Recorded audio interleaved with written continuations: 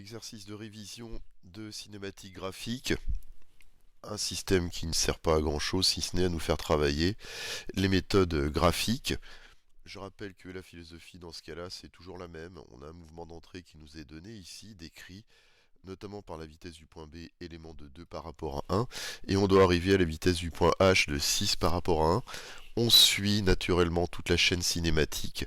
Quand on a besoin de passer d'un solide à un autre, comme ça va être le cas au départ, entre 2 et 3, on fera appel à la loi de composition des vitesses. Quand il faudra passer pour le mouvement d'un même solide par rapport à un même référentiel, d'un point à un autre, on utilisera soit les caractéristiques du mouvement, soit la relation d'équiprojectivité, soit la méthode du centre instantané de rotation ou centre de rotation. Bien. Dans ce cas-là, on commence par passer du solide 2 au solide 3. Dans l'ordre ici, eh bien, j'écris ma relation de composition des vitesses et je cherche des renseignements ici sur les deux vitesses que je ne connais pas et que je dois construire graphiquement. Je sais que la vitesse du point B, élément de 2 par rapport à 3, c'est une vitesse de glissement.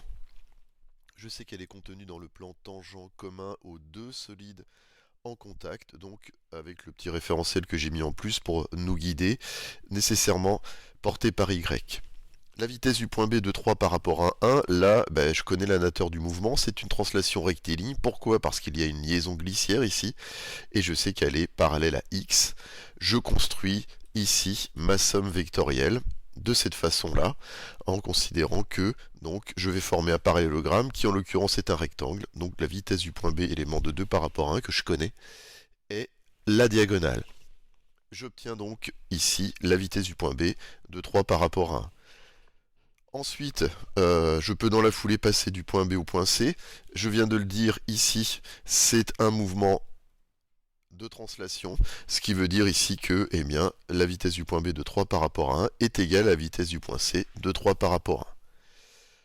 Il va me rester ensuite donc à franchir la pièce numéro 4 pour aller de C à D. Ça va se passer en plusieurs étapes. Première étape, ici, eh bien, considérer ici encore une fois la loi de composition des mouvements, dire que la vitesse du point C de 4 par rapport à 1, c'est la vitesse du point C ici de 4 par rapport à 3, plus la vitesse du point C de 3 par rapport à 1 que je connais déjà. Comme j'ai une liaison pivot d'axe Z ici entre 4 et 3 au point C, eh bien je peux considérer que c'est le centre instantané du mouvement de 4 par rapport à 3, sa vitesse dans ce mouvement-là est nulle. Alors je suis un petit peu dans une impasse, ça veut dire que j'ai besoin d'aller chercher maintenant d'autres renseignements de vitesse, et les renseignements de vitesse, naturellement, je vais aller les chercher au point D. Et de la même façon, eh bien, je peux dire que la vitesse du point D de 4 par rapport à 1, c'est la vitesse du point D de 5 par rapport à 1, pour les mêmes raisons que tout à l'heure. Sur une feuille de copie, pas la peine d'écrire plusieurs fois la démonstration. Vous pouvez dire une formule du style de la même façon qu'à la question précédente, et ainsi de suite. Vous excuserez le peu de précision ici du tracé d'alignement, puisque la photocopie était assez déformée.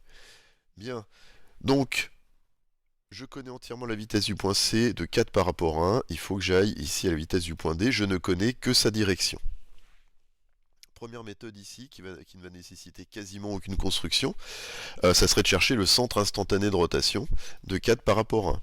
Je me rends compte ici, en utilisant le théorème des trois plans mobiles, que je peux situer ici sur une droite le lieu du centre instantané de rotation de 4 par rapport à 1, puisque I4.1, I4.5 et I5.1 sont nécessairement alignés. Je connais un autre point ici, C, dont je connais la vitesse dans le mouvement de 4 par rapport à 1, et là je sais que le centre instantané de rotation, il se trouve nécessairement sur la droite, ici perpendiculaire à ma vitesse, qui passe par C. Je vais me rendre compte que ces deux droites sont parallèles.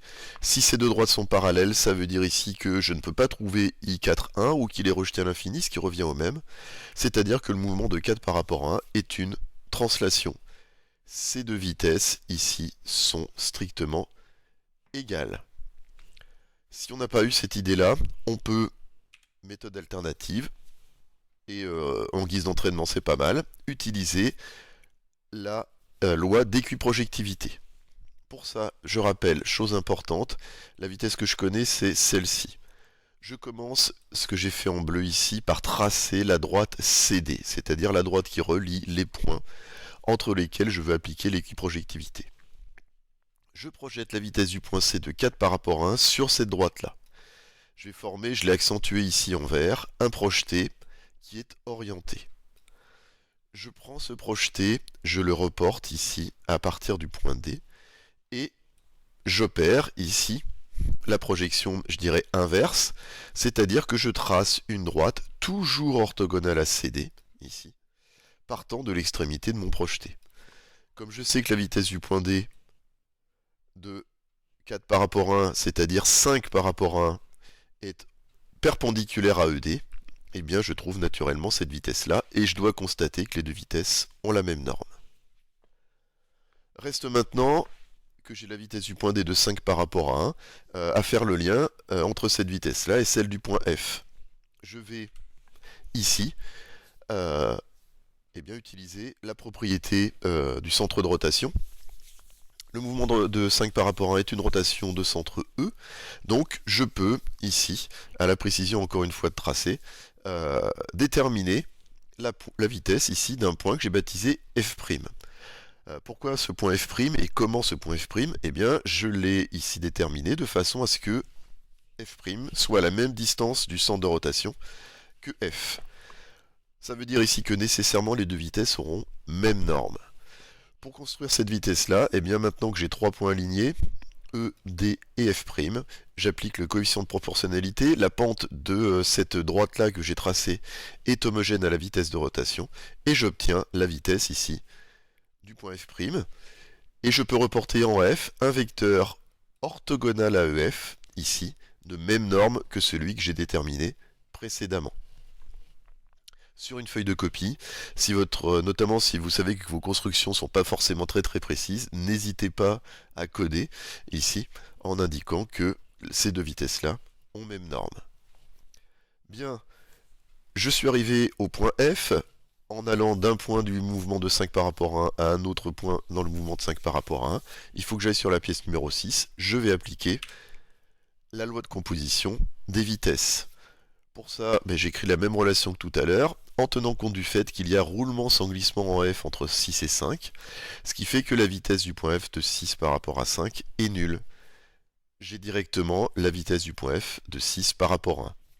Ensuite, est-ce vraiment besoin de faire une grande construction? Je ne crois pas.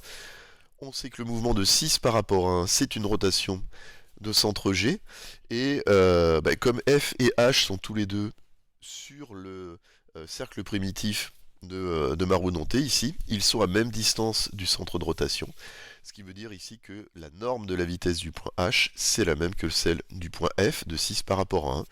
Il y a juste l'orientation qui a changé. Cette vitesse-là est bien verticale, orthogonale à GH.